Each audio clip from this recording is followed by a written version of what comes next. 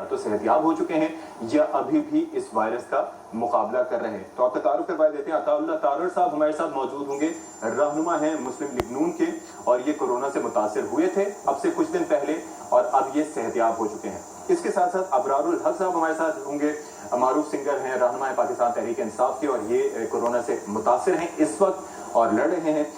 فیصل سبزواری صاحب M Q M کے رہنما ہیں اور بڑے سینئر رہنما ہیں, اور حال ہی میں ان کو ڈائیگنوز ہوا ہے کہ وہ کورونا وائرس سے متاثر ہیں. اور سب سے پہلے تو اس دعا کے ساتھ پروگرام کا آغاز کرتے ہیں کہ اللہ تعالیٰ جو ہے وہ آپ سب لوگوں کو صحتیاب کرے. تو انیشلی فیصل سبزواری صاحب آپ سے گفتگو کا آغاز کرتے ہیں, کیونکہ آپ ریسنٹلی ڈائیگنوز ہوا کہ کورونا کے آپ پیشنٹ ہیں. تو like how are you feeling right now سر؟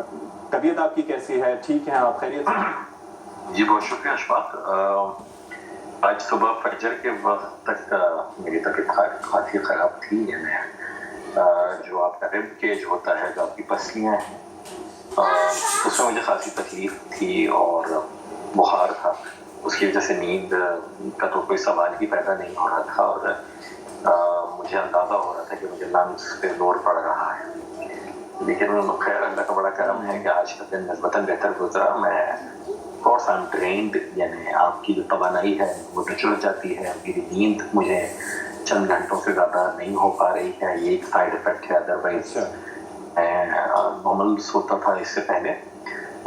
بخار تھوڑا سا ہے مجھے, لیکن ہوپ فلی میں چلا جائے گا. کوشش کر رہا ہوں جتنی ریمیڈیز ہیں, دوا ڈاکٹر کے پوچھے بغیر نہیں لے رہا, ہر ٹوٹ کا استعمال نہیں کر رہا, اور احتیاط جن چیزوں سے کہی گئی ہے ساری کر رہے ہیں. ٹھنڈا پانی کی پورے گھر میں کوئی صورتحال نہیں ہے, اور جو ساری کی ساری چیزیں ہیں. تو یہ بہت ساری جو ریمیڈیز اویلیبل بھی ہیں, سوشل میڈیا کے اوپر بھی ہیں. یار دوست آپ کو فون کر کے کہہ رہے ہیں, لوگ مختلف چیزیں بھجوا رہے ہیں, جڑی بوٹی. تو میرا تجربہ یہ ہے کہ میرے والدین, خاص کر میری والدہ جو ٹرک کی سچویشن تھی, اللہ نے بڑا کرم کیا, ابھی نسبتاً ان کی بہتر ہے. اللہ کرے ان کا اللہ تکلیف اتنا گزر جائے.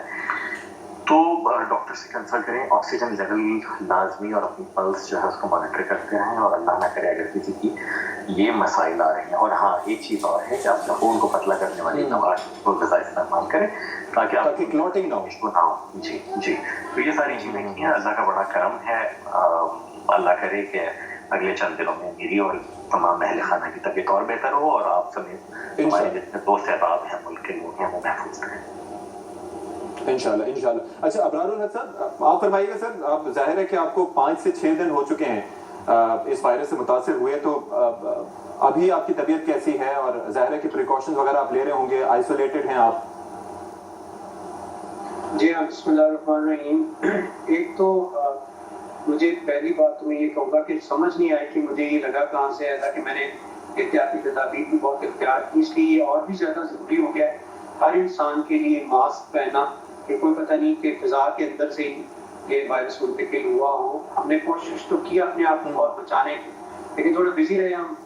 ہلال احمد کے پلیٹ فارم سے ہم نے 15 دن میں کورونا اسپیسیفک ہاسپٹل بنایا تھا, یا سامان وغیرہ بانٹا تھا.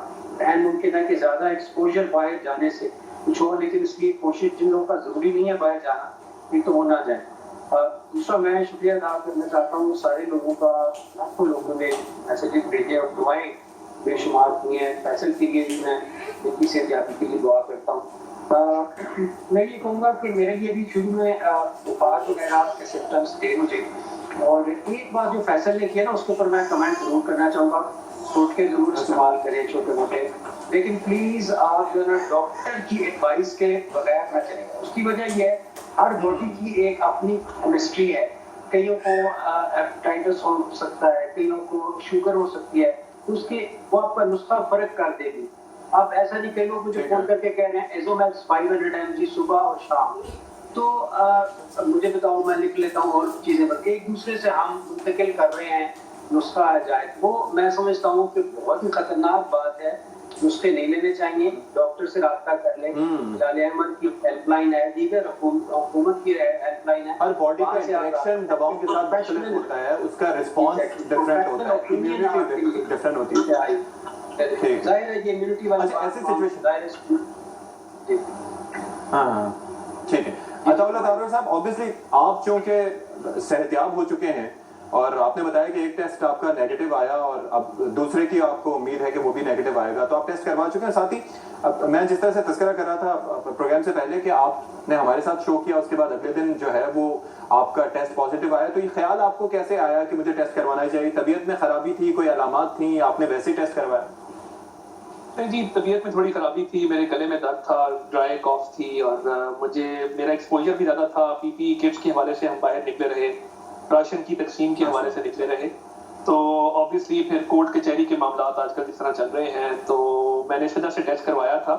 مگر یہ 14 دن جو کوارنٹائن کے تھے, یہ بڑا ایک لرننگ ایکسپیرینس تھا, اور اس دوران بہت سے لوگوں کو ہوا جن سے فون پر رابطہ بھی ہوا, اور میری بہت ہی مایا ناز ڈاکٹر سے بھی رابطہ رہا ڈفرینٹ لوگوں کو کنسلٹیشن پرووائڈ کرنے کے حوالے سے. تو میں ایک برج کا کردار بھی ادا کر رہا تھا بہت سارے لوگوں کے درمیان, اور سینئر ڈاکٹر سے بھی رابطے میں تھا.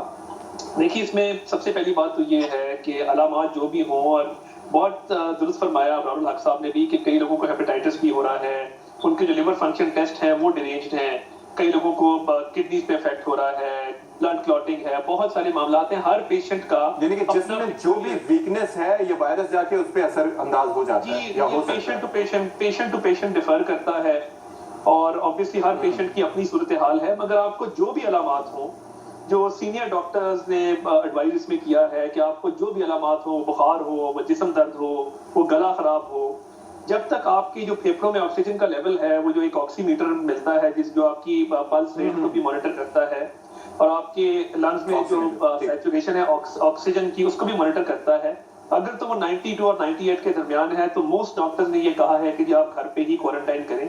اگر 92 سے نیچے جاتا ہے آکسیجن کا لیول, پھر آپ ہسپتال کا رخ اختیار کریں, اور وہاں پہ آپ کو پھر آکسیجن بھی دیا جاتا ہے. اور آبویسلی جن لوگوں کی طبیعت زیادہ خراب ہو, ہمارے ایک ایم پی ہے ہمارے بھائی وزیر آباد سے, شوکت منظور چیمہ صاحب, وہ فوت ہوئے, اور وہ وینٹیلیٹر پہ گئے, اور وینٹیلیٹر کے بعد وہ وینٹیلیٹر سے واپس بھی آئے, انہوں نے اسکائپ پہ ایک میٹنگ بھی کی, بٹ وہ پھر اس کے بعد جانبر نہ ہو سکے, ان کی حالت خراب رہی. تو بات یہ ہے کہ یہ سیچوریشن پہ بڑا ڈیپینڈ کرتا ہے, اور ڈاکٹرز کا یہی مشورہ چل رہا ہے. تو یہ آکسی میٹر جو ہے آپ نے بتایا کہ یہ ایزیلی اویلیبل ہے میڈیکل یہ میں اسی طرف آ رہا تھا, دیکھیے اس کی آج کل شارٹیج چل رہی تھی, مگر میں صرف یہ کہنا چاہتا ہوں کہ چلیں ہماری تو رسائی تھی آکسی میٹر تک, اور ہم سب کی رسائی ہے. جو لوگ افورڈ نہیں کرتے یا جن کی رسائی نہیں ہے, جو ایک گھر میں 20-20 لوگ ہیں, جو آئسولیٹ بھی نہیں کر سکتے, اصل مسئلہ ان لوگوں کا ہے. اور ان تک یہ چیزیں کس طرح پہنچانی ہیں, کیا کوئی وارڈ لیول پہ, یونین کاؤنسل لیول پہ میڈیکل کیمپس لگنے چاہیے جہاں پہ چلے رینڈم ٹیسٹنگ تو آپ لوگوں کی کریں, بٹ جن لوگوں میں علامات ہیں کیا ان کو آکسی میٹر کے ذریعے ٹیسٹ کیا جانا چاہیے پریکاشنز لے کے, اور اس کے بعد پھر ان کو ایڈوائز کرنی چاہیے. بیکاز اس وقت ہمارا جو میڈیکل سسٹم بھی ہے, کل رات بھی 2 پیشنٹ ایسے تھے جو میں نے ڈیل کیے جن کا سیچوریشن لیول 40 اور 50 کے درمیان تھا, اور جگہ نہیں مل رہی تھی کہ کس اسپتال میں ان کو ایڈمٹ کروایا جائے, بیکاز ہاسپٹل کی کیپیسٹی بھی دن بدن فل ہوتی جا رہی ہے کیونکہ آپ کا کرو اوپر کی طرف جا رہا ہے.